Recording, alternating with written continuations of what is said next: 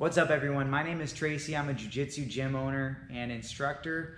I also have competed in numerous events, and today I'm going to tell you what you should expect in your first Jiu Jitsu class. If you're watching this video, you're probably on the fence trying to figure out what to expect, what you're getting yourself into.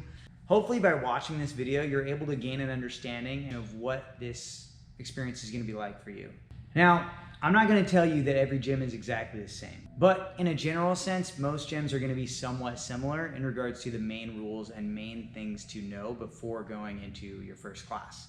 When you come to your first Jiu Jitsu class, you got to go through the gym doors first. And when you enter the gym, someone's going to welcome you, they're going to say hello, they're going to introduce themselves, and then they're going to ask you if you want to try it out. When you say yes, expect to sign a waiver, and also most places will let you try a class or try a week for free. So definitely ask about that before signing up, just to make sure you like it before, putting up a significant amount of money or significant commitment before knowing for sure that you want to do this long term. And now, as I said, every gym is different in the traditions that they follow and how strict they are with their rules. One general rule is that when you step onto the mat, definitely don't wear shoes. Introduce yourself to the instructor and bow onto the mat so that you show respect to the facility and the owners and instructors. One thing to expect is that generally at the beginning and at the end of the class, the students will line up and face their instructor.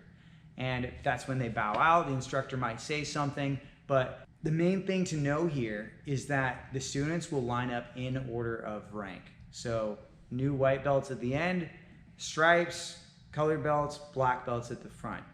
Now, this isn't going to be something where you're going to get kicked out if you step in front of someone incorrectly in line, but it will avoid you the embarrassment of stepping in front of the black belt at the front of the line and getting told to go to the end. So, as I said, some gyms might not do that, but most gyms will, and it's good to know that before going in and making that mistake, just so you're more comfortable overall. One of the things that you need to understand before trying out jiu-jitsu is that hygiene is a very, very important aspect of this sport.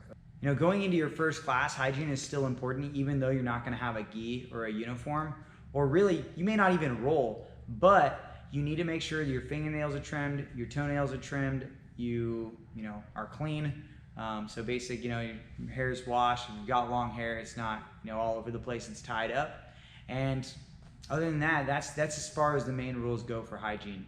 When you go into your gym, whatever gym you're trying out, definitely keep your eyes open and make sure that it is a clean environment and a clean facility, because that does make a difference in how pleasant your experience is. Now I'm going to talk about some of the overall rules and etiquette for sparring or rolling. This might not be your very first class, but it may be. I don't know. Every instructor is different. They might have you roll with an experienced colored belt at your first class.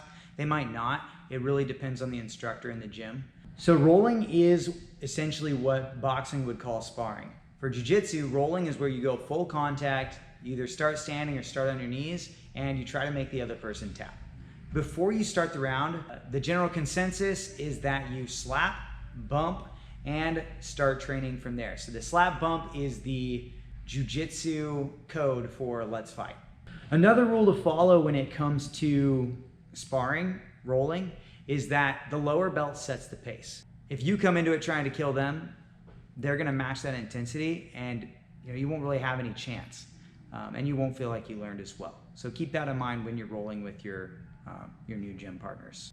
I'm only saying it because some people don't know, but when you're rolling, if something hurts, if something's uncomfortable, if you don't like where you're at, there's a difference between discomfort and injury-inducing pain. But if you feel like you're in danger, whether it's a choke, whether it's a joint lock, tap your partner. There's no embarrassment or judgment or shame in tapping, especially if it's your first day, and you'll get tapped at every single belt level. There's no shame in it. You don't get better unless you tap, and you can't improve, you can't get back in the gym and train if you're injured. So definitely, if you're feeling pain, if you're feeling in danger, even if you don't know what's happening, tap. All right, and generally you want to tap your opponent, right? Double tap, firm enough to where they can feel it. If you can't tap your opponent, or if your hands are locked up, you either tap the mat loudly, or you say tap. So now that we talked about basic rules and overall etiquette with the gym in your first class, now we're going to talk about what the class structure is going to look like. Also, if you guys haven't already, please hit the like button. It means a lot to me. Also, subscribe to the channel if you want to see more content like this in the future, and share it with your friends. Share it with anyone you think might be interested in starting or trying jiu-jitsu with you. Hopefully they do, because jiu-jitsu is awesome. So my classes are an hour long, right? And for the first 10 minutes, I'll usually start with a warm-up, consists of jogging, consists of some jiu-jitsu movements like hip escapes, forward rolls, backwards rolls, bridges, things of that nature that will get your body in the rhythm of jiu-jitsu movements. Following the warm-up, I'll usually do 2 to 3 minutes of light stretching, get some water, and then we're gonna move on to the technique. The technique aspect of the class is going to be the main chunk of it. It's gonna be about 20 to 30 minutes, alternating between me, the instructor, showing the technique, demonstrating it, answering questions, and then you as the students partnering up and drilling that technique with another person. That kind of goes back and forth. It alternates between answering questions, showing the move again, addressing certain problems that students are having, and then students drilling it together most of the time through that 30-minute chunk.